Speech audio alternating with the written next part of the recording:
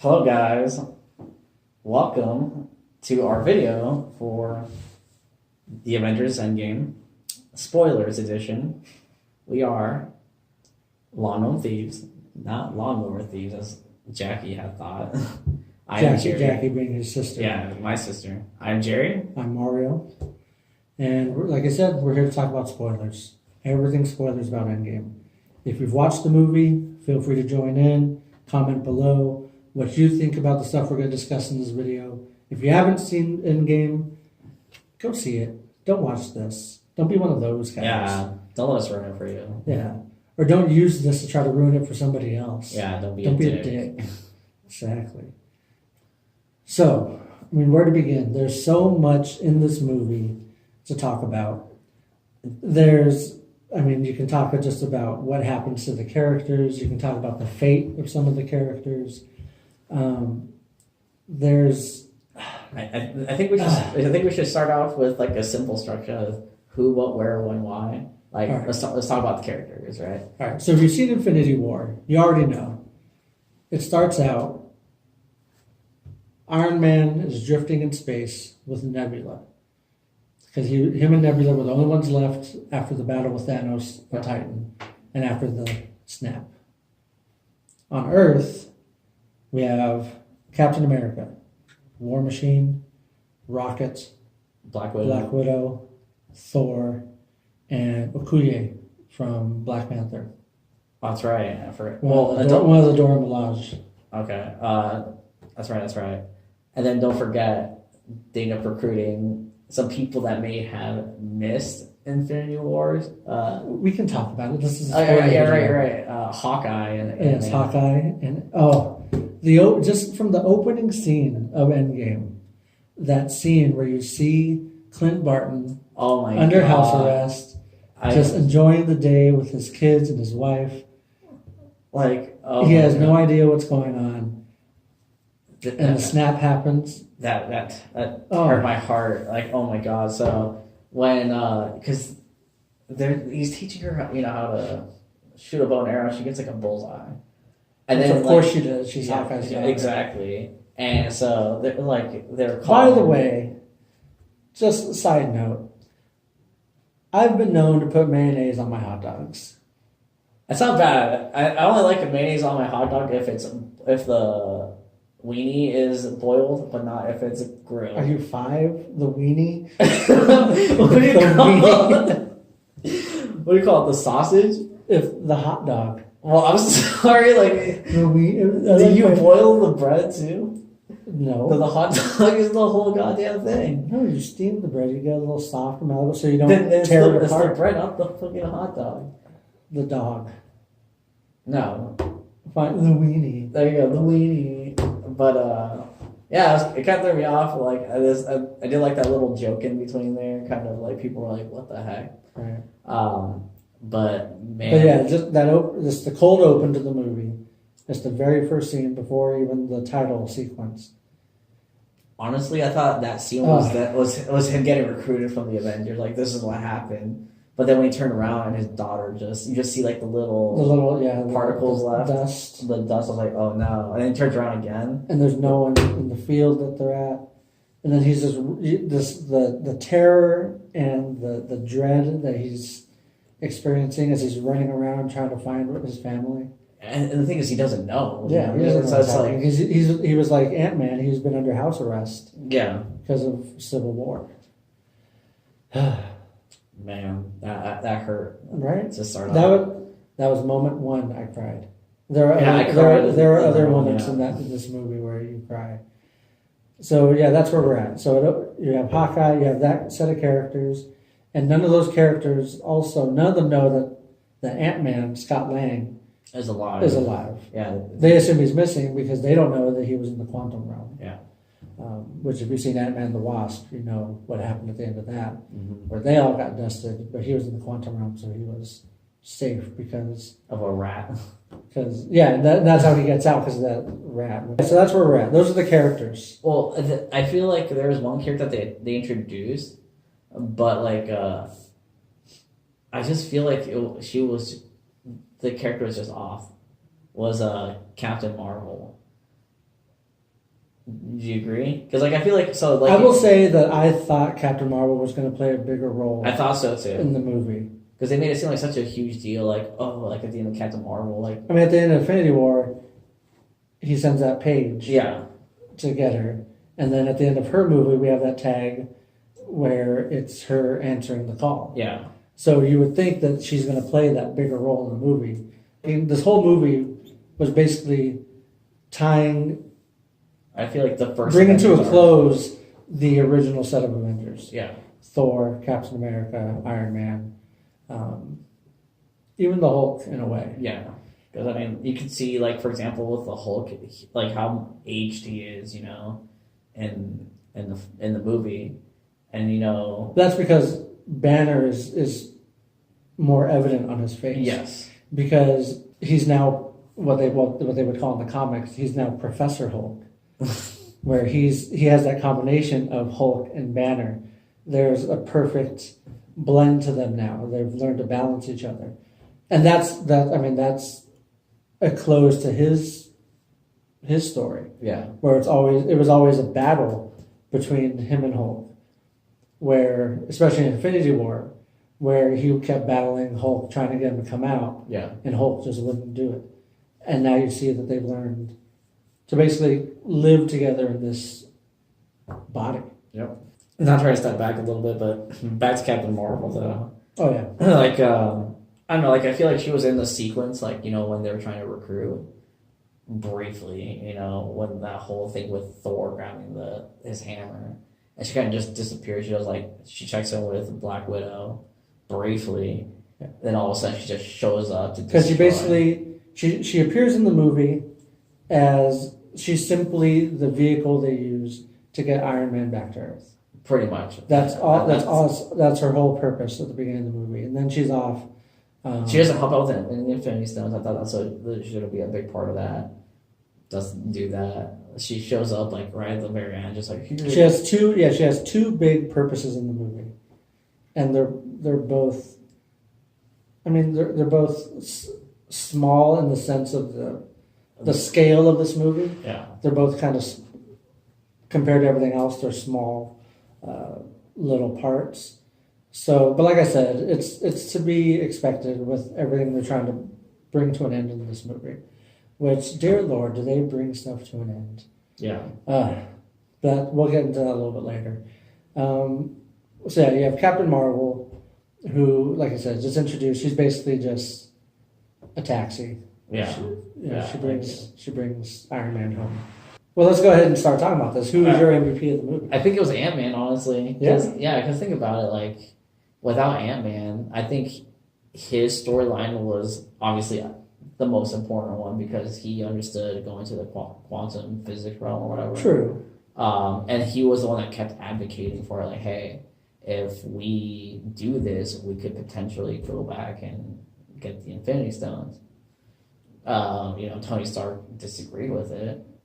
But who's the one who solved the equations to get time travel? All right, let's see what else he does.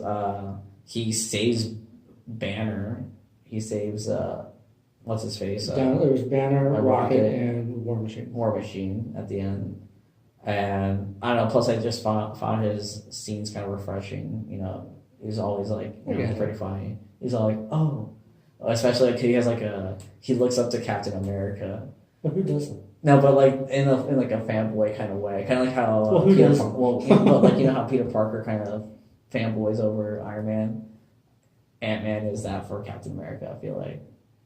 I think even more so than Spider-Man to Iron Man. Yeah. But I think Ant-Man was the MVP for me. Oh, and then on top of that, when he comes back and he goes to see his daughter, and she's a teenager now, and it's just like, to me, that hit me in the feels. I was like, oh my god, you missed your daughter growing up pretty much. It's like I can only imagine how heartbreaking it is. Oh yeah, I mean to come out of there and you think just 5 hours have passed, but then it's really been 5 years. That'd be a mind fuck. Yeah. So who was your MVP? My MVP is it Thor? or Captain. As a character, I love Chunky Thor. Chunky Thor is amazing. That's why I think as a character, he was my MVP. But the actual MVP of the movie was Captain America. Yeah. Oh my God. I know it's at the end of the movie, but I want to talk about it now. When he picks up Mjolnir, that Thor's hammer. Yeah. Oh my God, I was hyped. I was like, what the? Right? Because it's just something as you read the comics, which I don't know if you've ever read the comics. I'm not. But you've seen this on page, and I remember you always think, man, I would love to see that in live action. And then there it is, you see him wielding the hammer. It's just, I got goosebumps. It was a great thing to see because he is the most pure of all the Avengers. He's right. He's Mr. Righteous, you know? He's like, as Tony Stark says, he's optimistic and all that, while Tony Stark is more of a narcissist. Like they said in Age of Ultron, he's like, Iron Man says Captain America doesn't have a dark side. Yeah. He is who he is. The thing is that he's been that way since day one. Yeah. Because you look at the first Captain America movie, even before he went through the Super Soldier program, he was still that person, just in a different body. Mm-hmm. When he jumped on the grenade, trying to save everyone that he didn't know was a demi grenade. Just trying to volunteer to go to the war all those times. He's been that character his whole arc. And I think that's what I like about him, is that he's the epitome of good. Yes. Even though he cusses more in this movie. And he's shaved. Yeah. Which I'm fine with. I like full bearded. I like babyface. Nah, dude. Yeah. Babyface Cap. I did love that Cap versus Cap scene. I thought that was pretty cool. Because, obviously, spoilers, there's time travel in this movie. Yeah. Which, like with any time travel, if you look too deep into it, you're going to find holes. Yeah. Because time travel is just such a crazy thing where they go back in time, or does it affect the future, or does it branch off into this, or does it do this, or what if they go back in time again, or what if they go even further back in time and then jump? It's creates a butterfly effect and just infinite amount of different timelines. Exactly.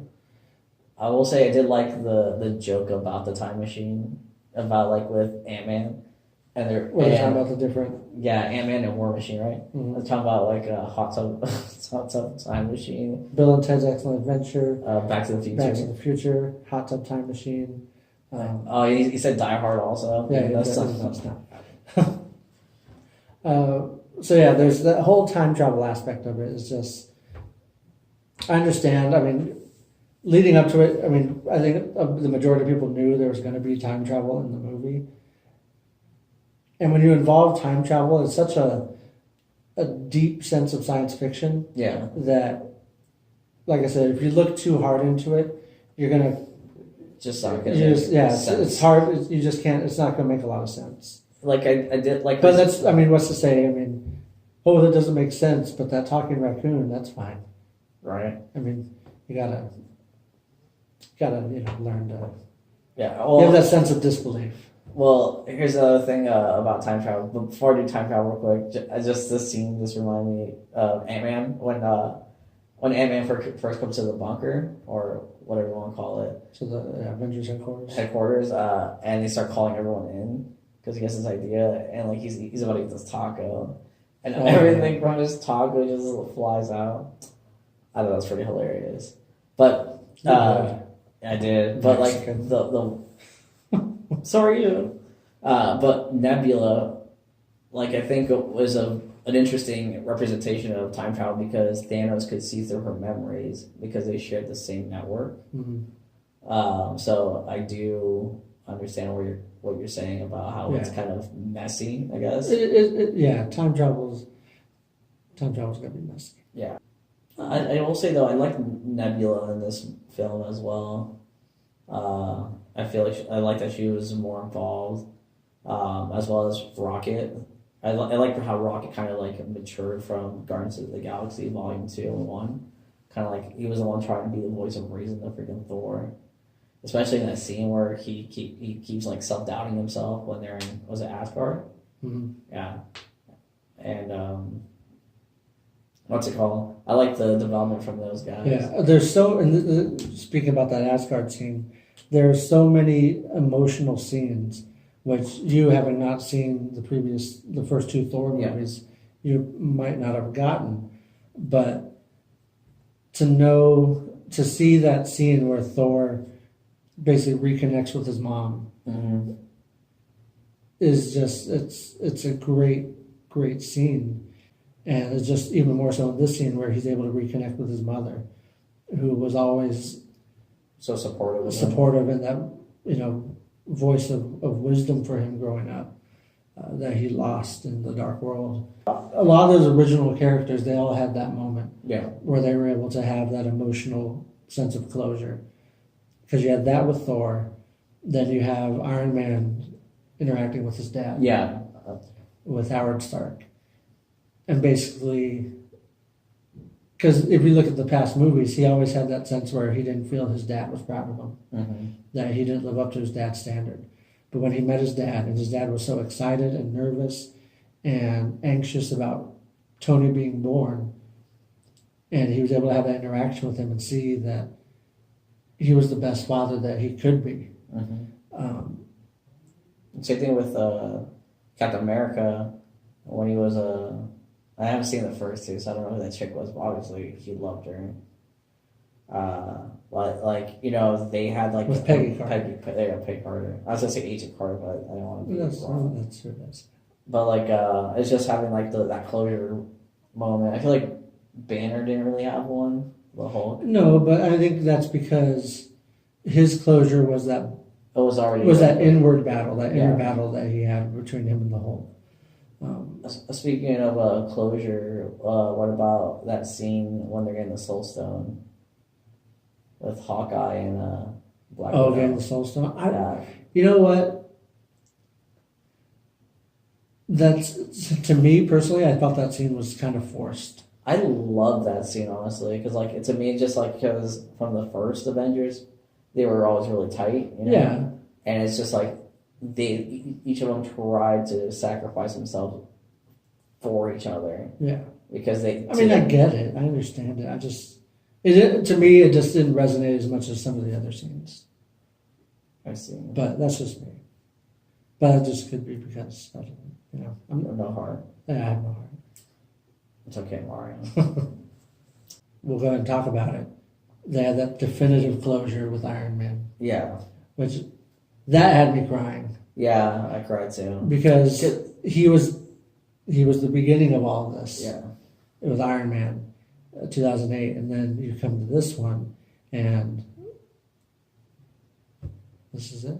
To me, I thought it was a really amazing how, I guess they flipped the script, how Peter Parker was what we talked about is he doesn't want to go, and it doesn't feel so good, and then he kind of disappears in Tony's arms.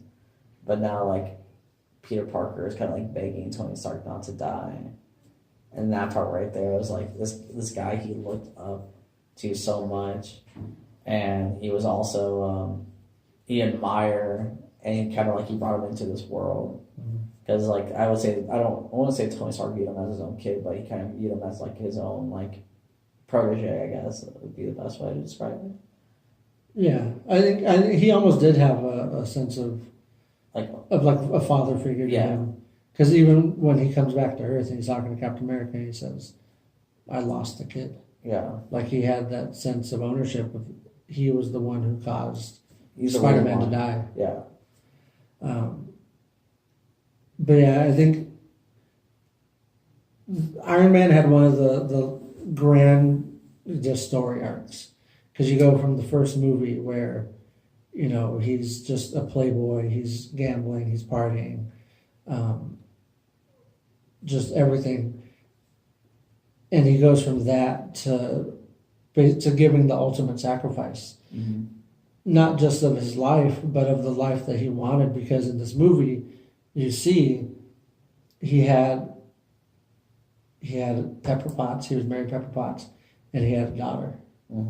And that was one of the things that he wanted to make sure that he didn't lose that. Yeah. That he didn't lose that life that he had built now. Yeah. And he sacrificed that all to save humanity.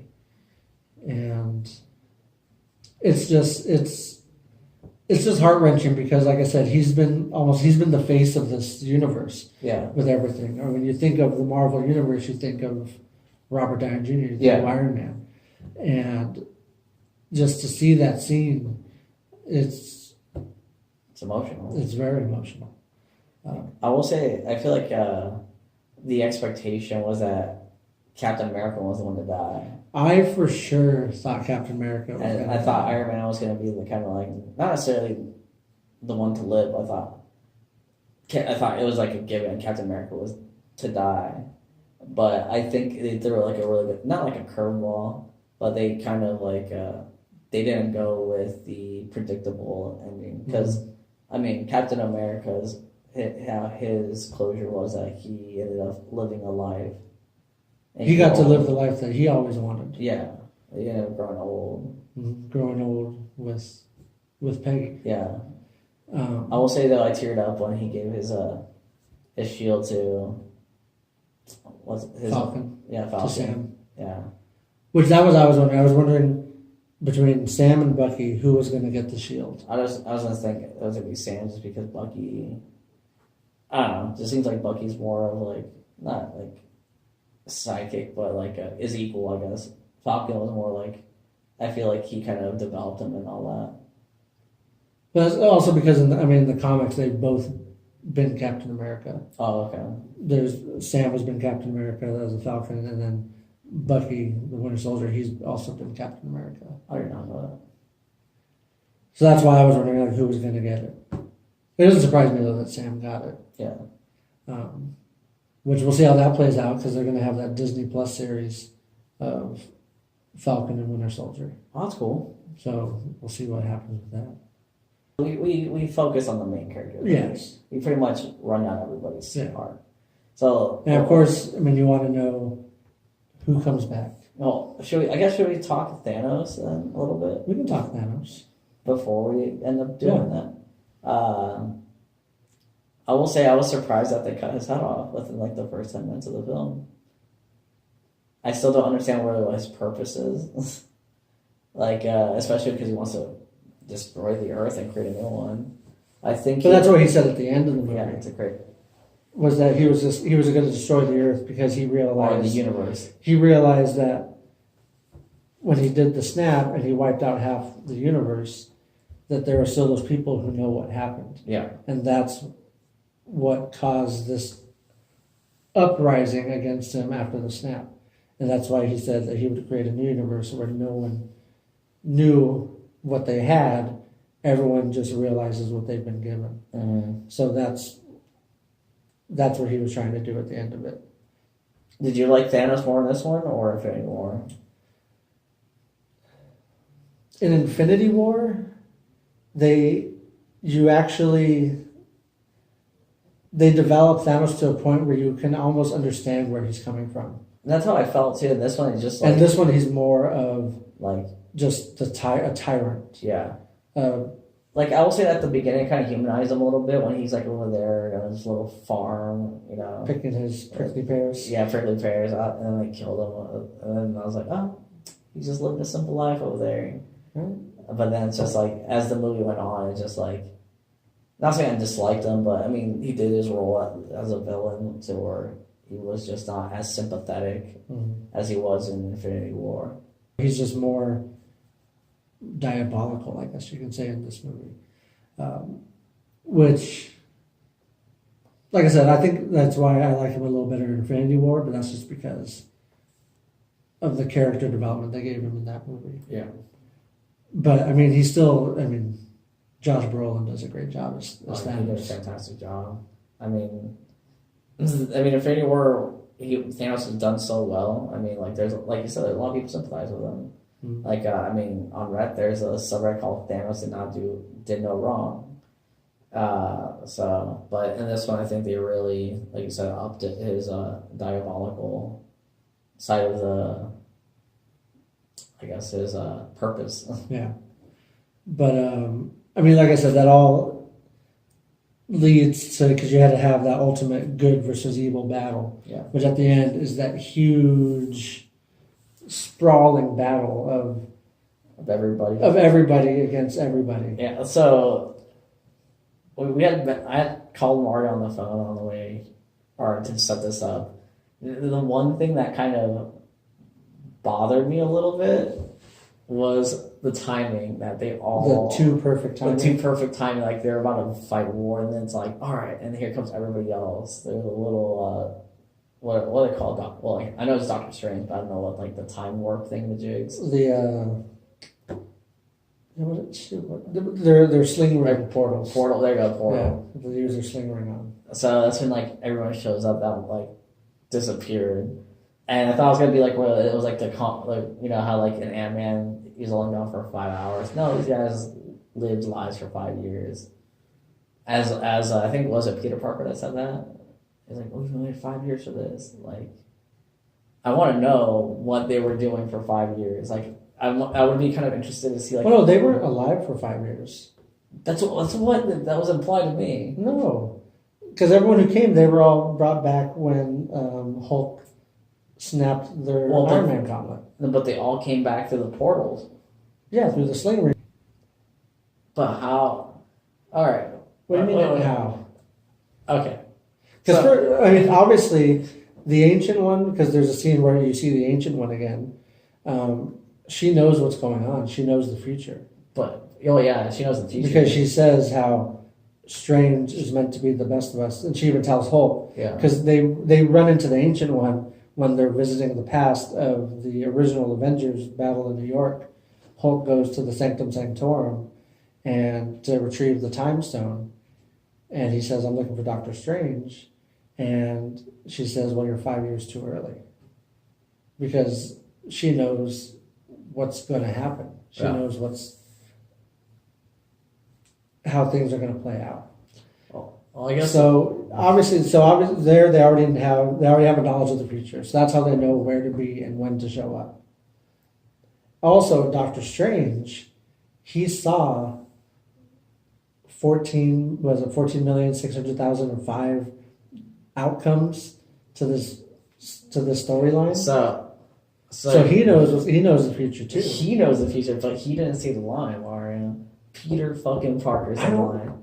I don't think he did. I'm pretty sure he did. It's like, I've waited 5 years for this. Peter motherfucking Parker said it. So that means they lived in an alternative reality for 5 years, Mario. That's where I took it as. So I just want to know what the heck were they doing for 5 years? They live in an alternate timeline? They live somewhere else? Let us know in the comments. We're obviously at a disagreement with this. Yes. I don't think Peter Parker said that. I'm pretty sure he did.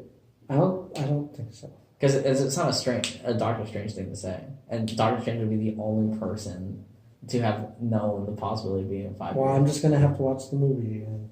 Because I don't remember Peter Parker saying that line. Okay. Mm-hmm. I feel like that whole battle was like cluttered to some extent.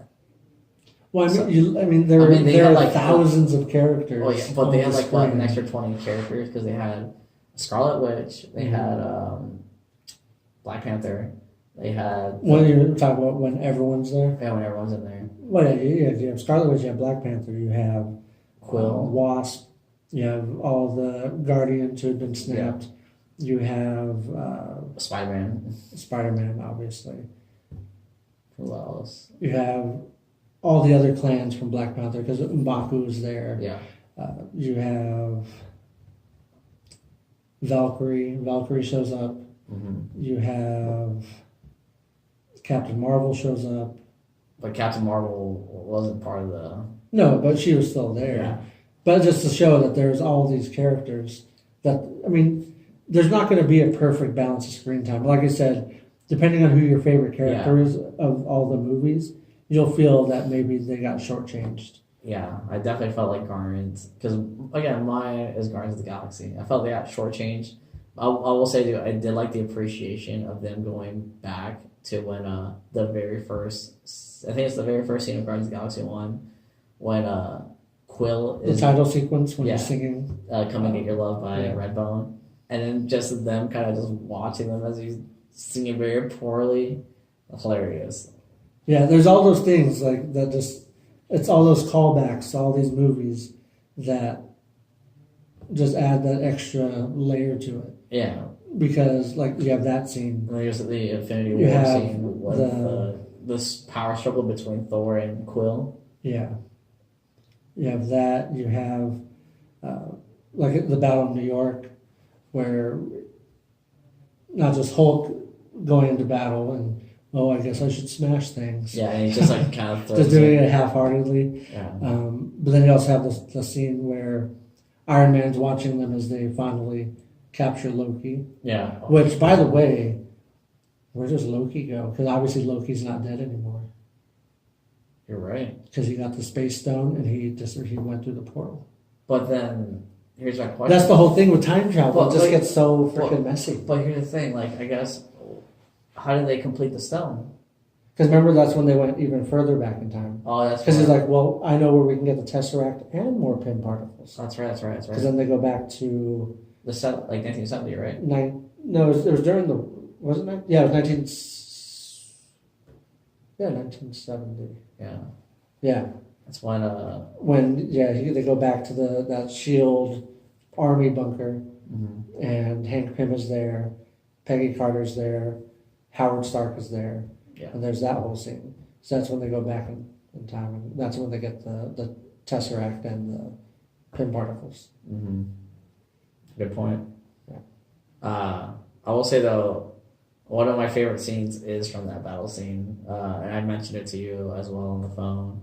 Well, I think, was it Spider-Man or something like that, was trying to get the Infinite Gauntlet glove to, I don't know. They were trying to get it just away from the battle. Thanos. But it's, the thing I love about it was, like, all the women. Because, Captain Marvel gets it, and then I can't remember who, someone says, you're going to do that on your own? Yeah. And then I think it's Okoye who sometimes says, no, we have her back. Yeah. And you have all the female characters. Yeah, that was, like, really cool. And frickin' Valkyrie on her frickin' Pegasus. Yeah.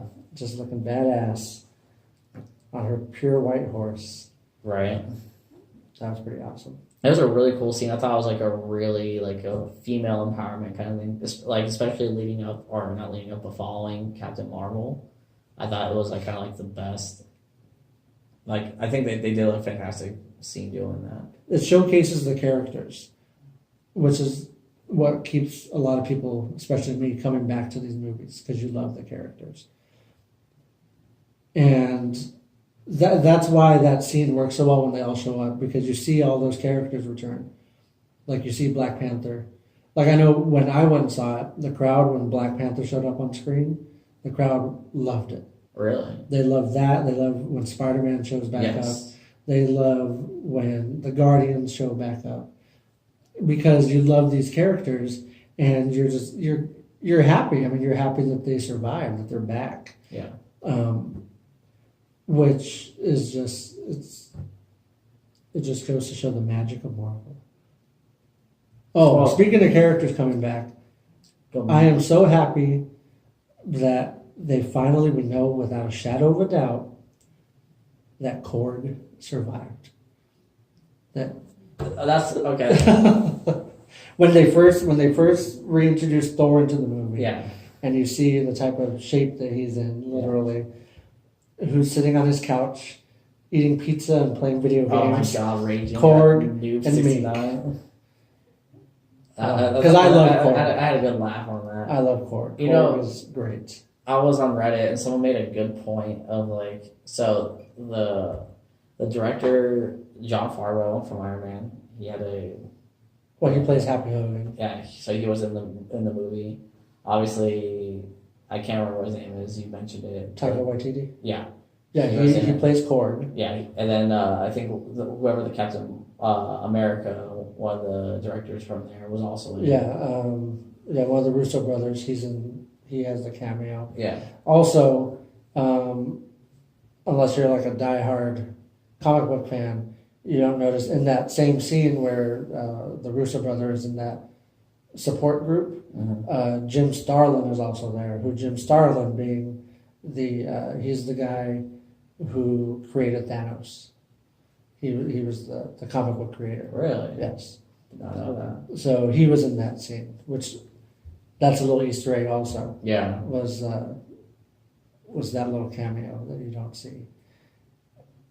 I think there's one scene that we haven't hit that is very important to the movie. The funeral scene at the very end. Like, it was really sad, you know. Of course it's sad. Obviously, but like I just seeing everyone that showed up there was just, I don't know, it was like more heart wrenching because to me it wasn't just like a representation of the life of Tony Stark, but it was like the representation of the Marvel movies leading up to it. It's almost like it's like the end of an era, you know. Yeah, exactly. And I thought they played it very well, doing that, and then obviously Nick Fury showing up at the end, which I feel like again, I mean it's like nitpicking, but like some characters like Nick Fury had like 5 seconds. Yeah. The whole movie. But I think he'll get his time to shine in the next Spider-Man movie. It seems like he's going to play a decent-sized part in that. Which they say, Endgame is not the end of Phase 3. They look at Spider-Man Far From Home, which comes out in July. Mm-hmm. They look at that as the end of Phase 3. So that's the end of this era. Even though this felt like the definitive end, I think Spider-Man Far From Home, they say is the end because that's more of like the epilogue of how I think it's going to show how the world has reacted to having the snap and then the unsnap happening. So we'll see how that plays out.